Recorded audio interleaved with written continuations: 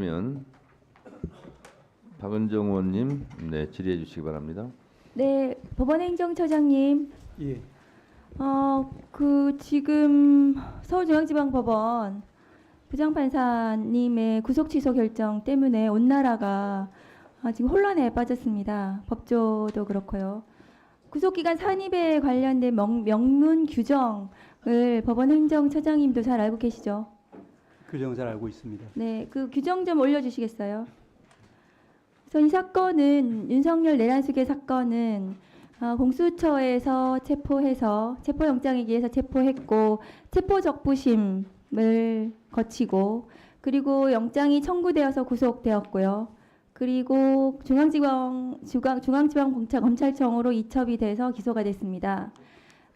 법원행정처장님도 잘 아시다시피 형사소송법 214조의 2 체포와 구속 적부심에 관한 규정 13항에 보시면 수사관계 서류가 법원에 접수한 때부터 그 반환한 때까지 구속기간에 들어가지 않는다.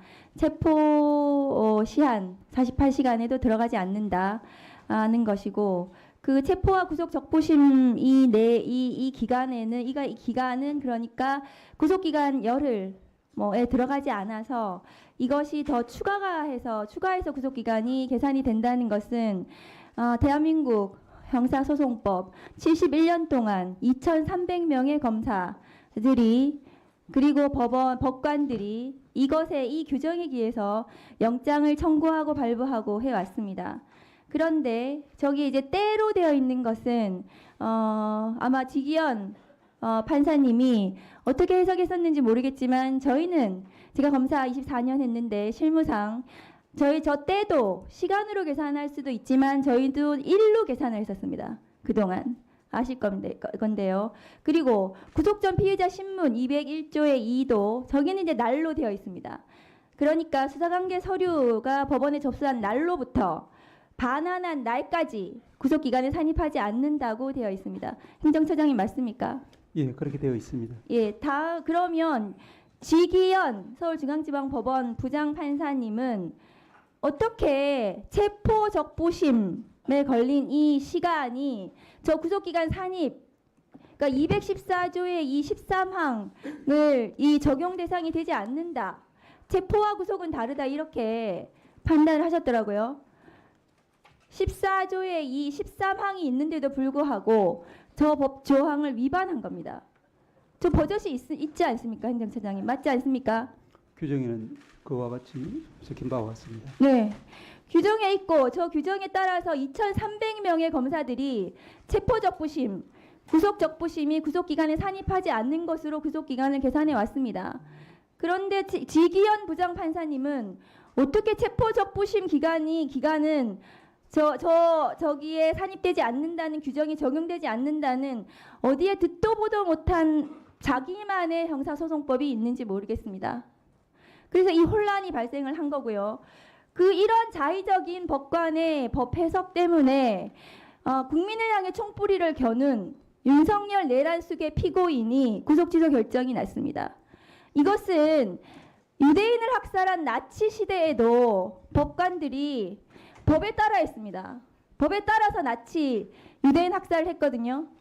그런데 이 규정은 이번에 이 결정은 형사소송법에도 맞지 않는 형사소송법을 위반한 저는 결정이라고 생각합니다. 행정처장님 어떻습니까? 예, 말씀드리겠습니다. 우리 위원님께서 201조의 이제 실질심사 관련한 불산입 규정 그리고 214조의 2 13항 적부심 관련한 불산입 규정 두 가지를 말씀을 하고 계십니다.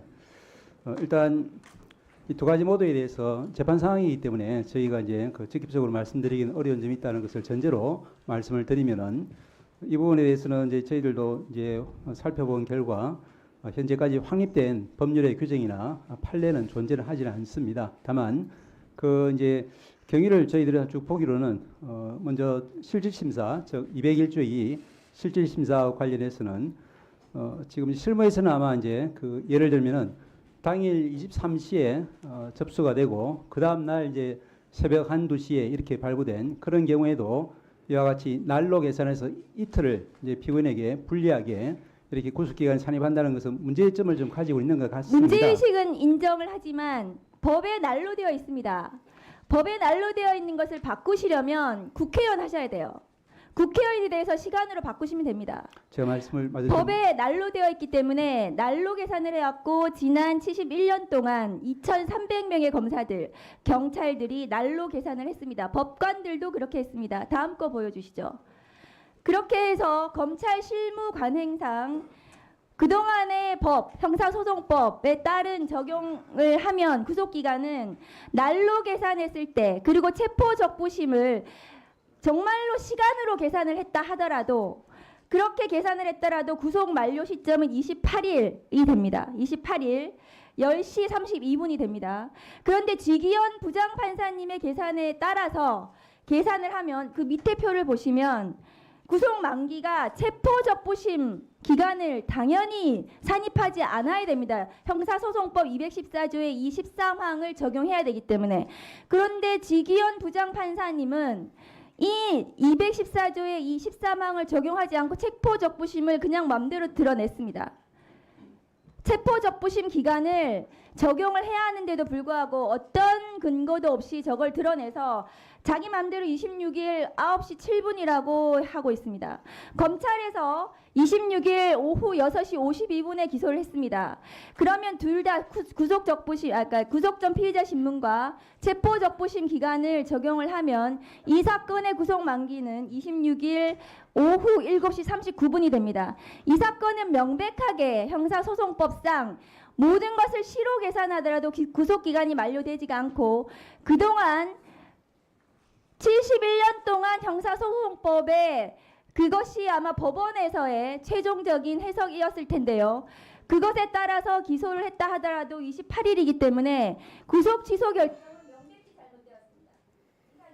예, 저희 위원장님 말씀을 네. 예, 네, 하세요. 예, 조금 전에 이어서 말씀을 드리겠습니다. 저 처장님 예, 포함해서 예, 이것까지 같이 설명해 주세요.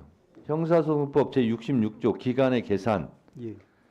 시효와 구속기간의 초일은 시간을 계산하지 아니하고 일일로 산정한다. 요것까지 포함해서 설명해 예. 주세요.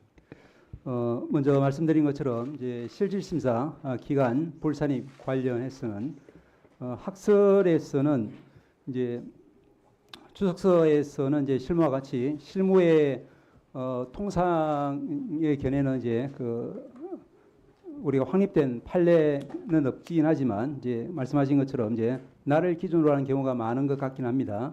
주석서에서도 이제 그와 같은 설명은 확인할 수 있습니다. 그렇지만 이제 그와 배치되는 그와 반대되는 이제 학설도 저희들이 찾을 수는 있습니다.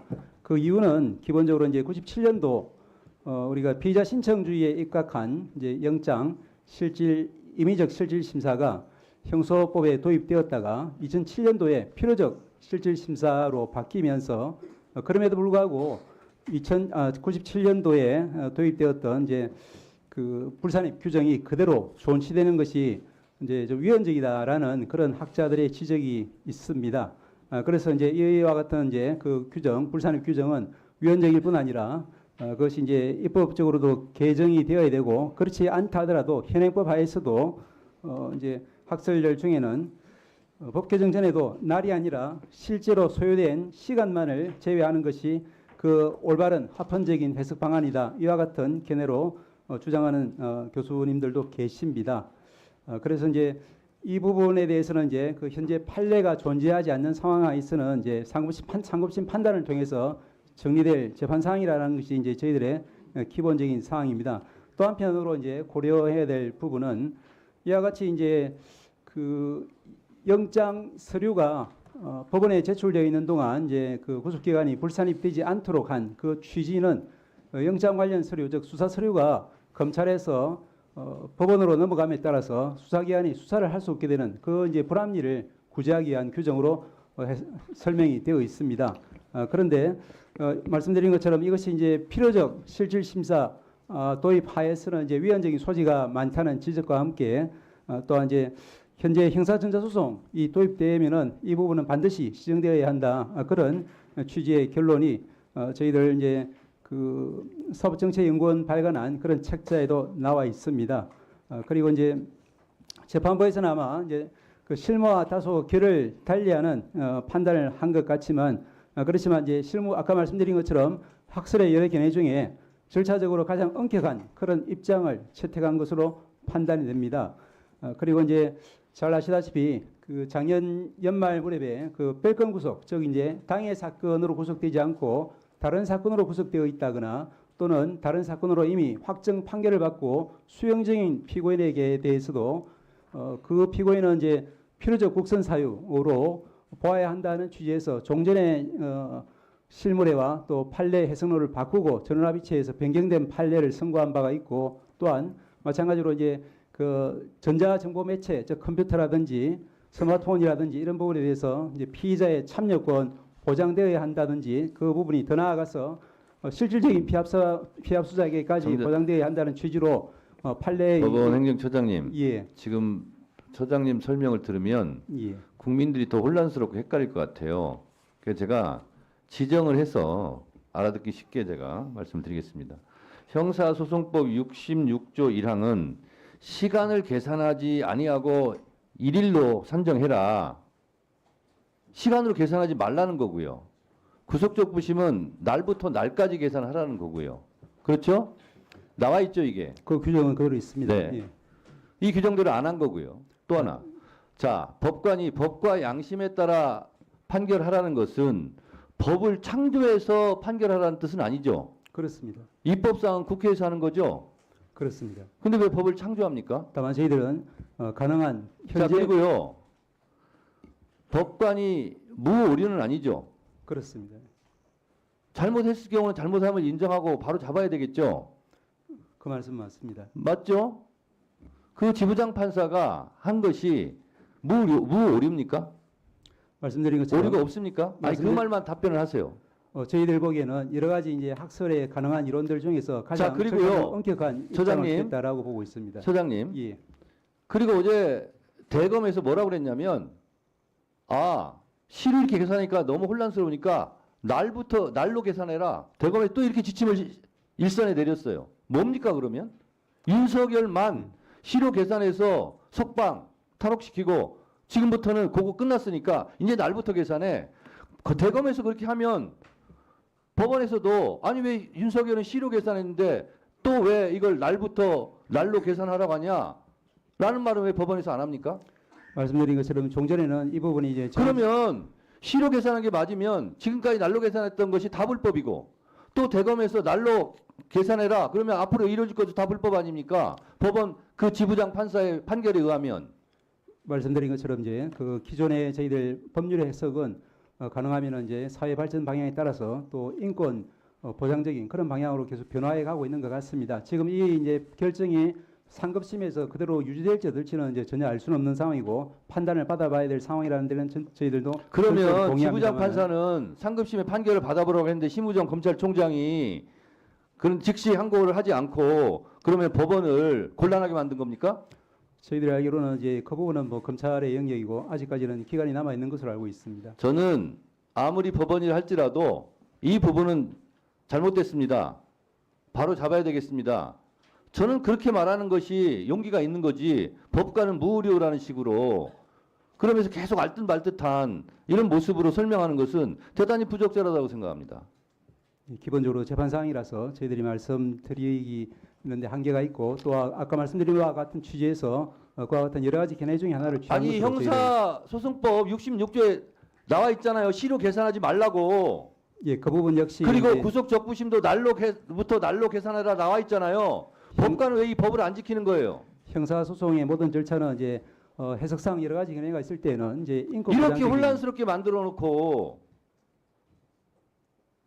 지금 법원행정처장님 말씀한 태도는 이리저리 알듯 몰듯한 모든 그런 법적인 용어를 동원해 가지고 혼란스럽게 더 만드는 거예요. 긴 건 긴 거고 아닌 건 아닌 거고 잘한 건 잘한 거고 잘못한 건 잘못한 거지.